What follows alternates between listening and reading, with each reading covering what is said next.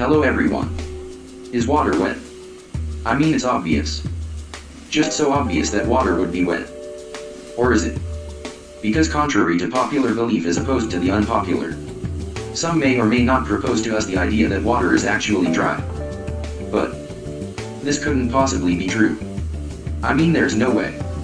In theory, this would cause the earth to shatter and crack under its own weight due to loss of nutrients in the soil.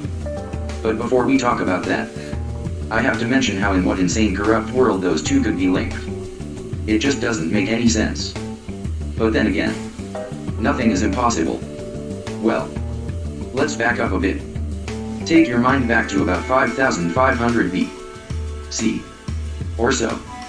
Around the time we were just figuring out whether or not eating that hardened yellow loaf of milk later called cheese was a good idea. Water was wet. Just like today. The world didn't end then. It hasn't ended now. Coincidence? I think not.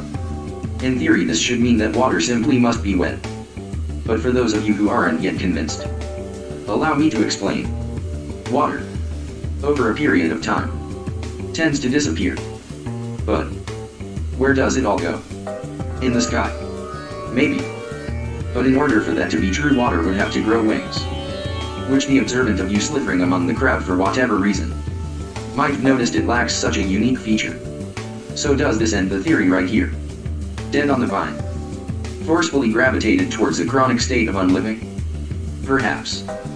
Or maybe not. I mean, in theory, this could simply be ignored due to the liquid ice's secret weapon. The ground. You see, due to the violent infiltration of water into the musty brown quarters of mud and sand, water can spread to circulate nutrients throughout the entire plot of land it has taken over. Quite the fascinating turn. But wait. What would happen if the water was dry? Well then, the water would simply refuse to help the nutrients progress through the splotch of ground it now calls home. Quite a sad fate. So is the theory of those that dare to bring their controversial ideals into the spotlight dead once again. Not quite. Because cats. Why? Their brains, which are dry due to the overwhelming presence of lasagna. And there is liquid in their brains.